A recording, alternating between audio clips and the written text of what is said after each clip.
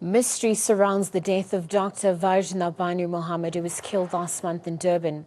Considered as the beacon of hope for many sexually abused children in the city, she was instrumental in bringing the perpetrators to justice. Now, questions are being raised on what the motive behind her murder was. NN7 reporter Patisa Mfuyo filed the special report.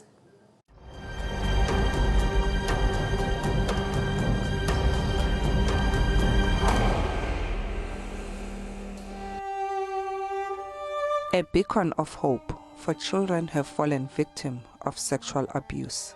Safety for them is first, and for the sake of keeping their identity hidden, we were not allowed to film inside. It's here where Dr. Vajna Banu Mohammed dedicated her life's work by helping victims put their perpetrators behind bars. The dedication from her was such that she was even learning to speak Zulu using the dialect that is used by the people, not understanding only the little part of it. She was trying hard to understand people as they go, such that she can take history on her own without any assistance. Now that's the best history you can take in the medical field, and you can then see how much of a loss that is. But also, if you think of the fact that she was also teaching our staff on how to manage these cases, you see the loss. Now, after the gruesome killing of Dr. Mohammed, questions are being raised on what was the motive behind her murder. As the police of KwaZulu-Natal, we have established a task team that is investigating a murder case that was reported at Greenwood Park, just outside Durban. It is alleged that on the 22nd of last month, at about 1800 hours, the body of a 63-year-old woman was found in her bedroom with the injuries. The motive for her killing is still unknown at this stage, and we don't know how many suspects were involved. And we are also appealing to anyone who might have information about the suspects who allegedly killed this old pensioner to please come forward with information that will lead to the arrest of these suspects. But at this stage, there is no arrest made, and the matter is still under investigation.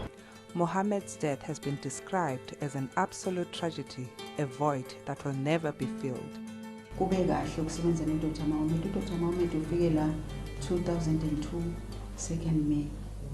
And wafika. We enjoyed working with Dr. Mohammed. She arrived here on the 2nd of May. Then the facility was said to be a crisis center. Although we took part in a certain course, she was able to designate us in different departments, and she had a lot of passion. Asithathe asibeke entweni kwakufuneka zenzeke, and wayene-passion uDr. Mohammed yomsebenzi wakhe.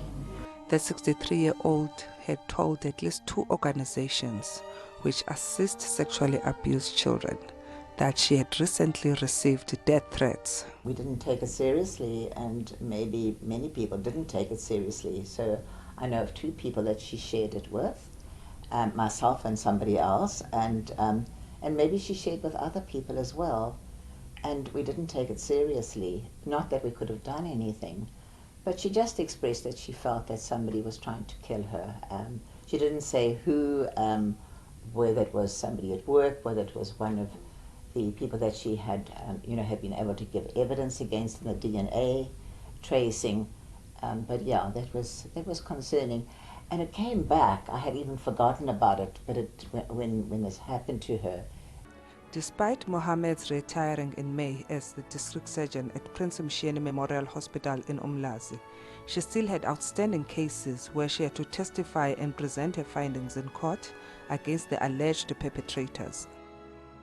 We regarded her as an activist to an extent that even after she had resigned, she still were coming back and assist where we wanted her to assist, but also she was prepared to go to court and testify, give evidence with the cases that she had dealt with. So it is a blow not only to Prince Mshini, but it's a blow to the Department of Health, to the people of our country, and also if you think of the fact that as a country, among other things, we're trying to work against is violence.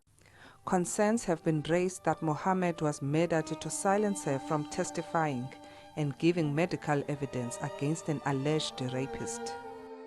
It's extremely unfortunate, the death of Dr. Mohammed, who had worked so tirelessly in the hospital of Prince Mshini for so many years and has just retired. but had not stopped coming to assist us for sessions to advise and support the staff at Thuthuzela Center. Paradoxical that she died around the time of 16 days of activism against violence against women and children.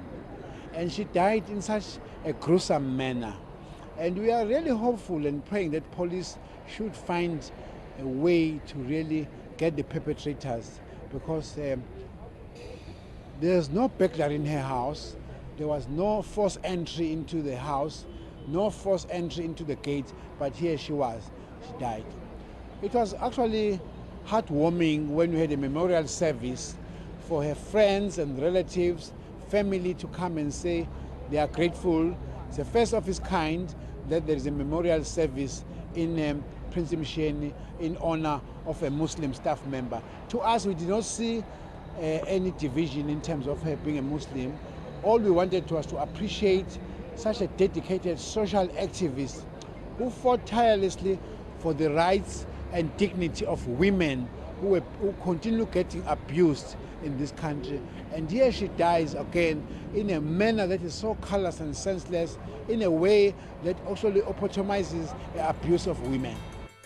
Even the community where she stays has been rattled over the news of her death. We were terrified at first. It was quite shocking on the evening that we heard. She was a very private person, and the evening that it happened, I was on the phone with a friend, and she had told me there was a murder in Riverside, and a while later I found out that it was in our area, and I had once done my Rawson community leaflet drops in that complex, so I had immediately known where it was. It was a random death. The murder of Stephen John Edmonston in September 2014, where intruders invaded the home in Collard Road, Umgeni Park, and made off with a laptop, but they mercilessly shot him. So apart from those incidents, there's been petty theft, there's been probably break-ins and usual vehicle thefts or break-ins. That's what's happened. Mohammed will be remembered as a woman who possessed exceptional qualities, and her death a great loss to the medical fraternity. Umgeni Park residents are still in shock after decomposing body of Dr. Mohammed was discovered in their home. Police are appealing for anyone with information to please come forward. For ANN7, I'm Patty Samfuyo in Durban.